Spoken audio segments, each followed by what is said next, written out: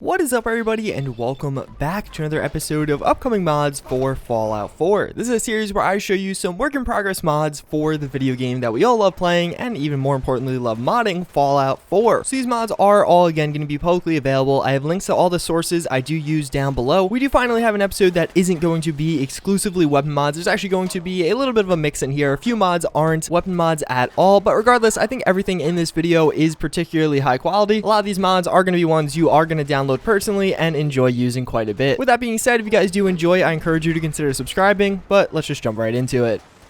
So first and foremost, we do have an update to the service rifle, adding in the iconic weapon from Fallout New Vegas into Fallout 4. You may be like, hey, last time we saw this, didn't it have some different textures and all that? Well, yes, actually, that was more of a proof of concept to show that it would look pretty cool textured, and it was just a static object, which is kind of coded differently than a actual gun object due to some of the different modeling things you have to do. Regardless, as you can see here, we do have the gun itself with no textures, as well as a bunch of different attachments. It definitely seems like we're going to have a few different options here. I definitely think this will be enough on like kind of an initial release, and then you could always add more later on. It kind of seems like this is going to be the Fallout 4 starter pack. As you can see, we have kind of that normal full stock as you have seen on the service rifle in years past, as well as you actually have, it looks like it's almost the same one. Maybe that's going to be like a lighter weight one or something like that. Then you have a more modern stock that you'll find in like M4s of today, as well as a few different magazines. One of those is going to be like one of those smaller Vietnam style magazines. One of them's going to again be a standard magazine, and you guys have eyes. You could see what's adding in. But really, what I actually really like about this is it seems like you're going to have the standard service rifle from Fallout New Vegas. You could recreate that gun in Fallout 4 given these options you do have. But even beyond that, it actually seems like based on all these options, you can actually create what would be like an M4 in the game, which is pretty cool. Obviously, the service rifle is basically based off of the M4, M16 platform, or AR platform, whatever you want to call it. And I really like the decision by this mod author to include that with his mod. All around, this one's looking very promising. I definitely am excited to see this, especially with sounds and different animations. I think this could really be a big downloaded mod simply because of the nostalgia the service rifle does bring for so many people.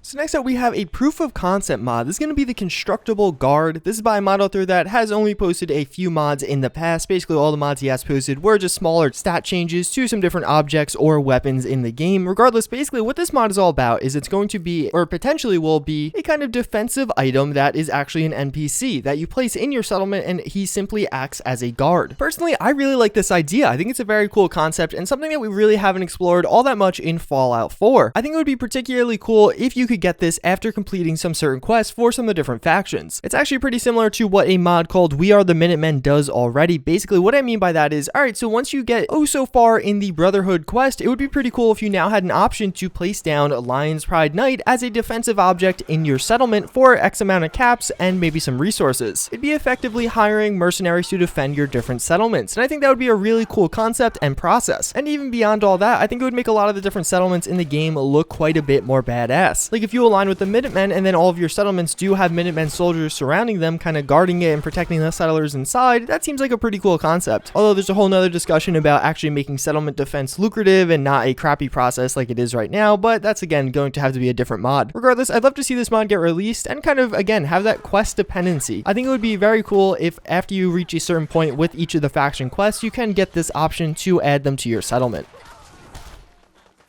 So then we do have the SVT-40. This is going to be the new weapon mod by Axis. He did bring us a number of different weapon mods in the past, most known for the Crude Blowback and the M1 Garand. Regardless, now he is working on the SVT-40. I did show you a bit of this in the past 2 episodes, and now we're actually getting some in-game screenshots of the weapon, which I feel like these are the screenshots that really make you excited for the gun. And I definitely am excited based off these. As you can see, we do have a few different images of the texture work, as well as some of the different attachments that will be available for it. It seems like we do have a bayonet, as well as that really nice and just crisp looking wood frame and furniture on the weapon, which I do really like the look of. And on top of that, we have that awesome looking scope, which just seems like it's going to be a fun gun to use. I really do hope this does have see-through scope support, which his previous weapons did, so I imagine this one will as well. But regardless, this is again turning out to be another very high quality weapon, very similar to the M1 Garand. Obviously, the SVT-40 isn't nearly as well known as the M1 Garand, but regardless, I think it is still a pretty cool gun, and I really like this whole trend of World War II weapons again in Fallout 4. I think they fit into the theme very well. well, and it's just kind of cool to experience these in a new setting. So then we do have the Chinese Optics Prototype. This is actually going to be a work in progress update for Westech Tactical Optics. That's a mod that adds in basically a bunch of different visors and different things you could put on your head, whether it be flashlights or different optics, to kind of make your experience a little bit better or to kind of just augment your experience in some way. This is a mod by Fading Signal. He's also the mod author behind True Storms, which, you know, a pretty big and pretty expansive mod. A number of this guy's mods are extremely high quality. He really has a knack for polish and just making his mods feel very complete and nice on release. Regardless, as you can see here, we do have a pretty cool new looking optic. He does say it is inspired by Metal Gear Solid 4, which I definitely see the vibes coming from that. Regardless, I think it's going to look very cool on a number of Fallout 4 characters. This particular optic, he does say, is going to be a night vision and thermal vision optic, which again looks very cool. I could definitely see this being used on a number of the different armor mods, especially Lord of War's armor mods. I could see it meshing really well with that. Regardless, again, Fading Signal is known to be making some very high quality mods, both for Fallout 4 and Skyrim, and this is definitely not an exception to that rule.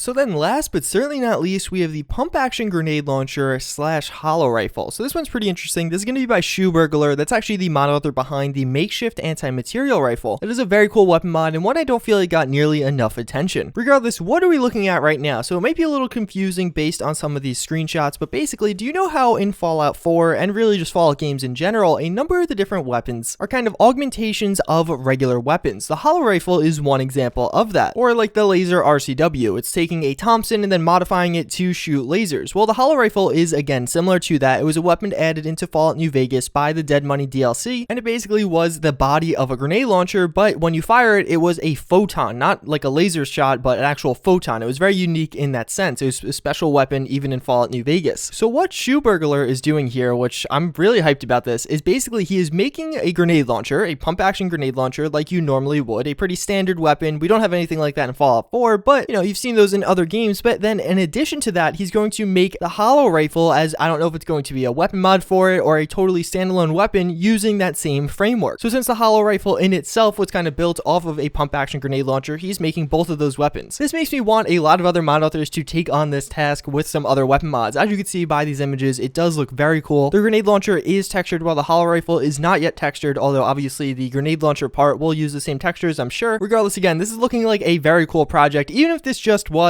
a pump action grenade launcher, I'd be pretty excited for it. But the fact that he's taking this extra step to add in a Holorifle in addition to that is really awesome and something I've never seen before in any weapon mods for Fallout 4 or really other games in general. That's pretty much going to wrap it up for this episode. I do hope you guys enjoyed as always. Again, if you liked any of the mods you did see, click on the links in the description and leave a comment or endorse the mod pages. I think that means a lot more to the mod authors than you guys realize. If you watched to this point in the video, comment chips and dip down below. As always, again, I thank you guys for watching and I do hope to see you all next time. Later.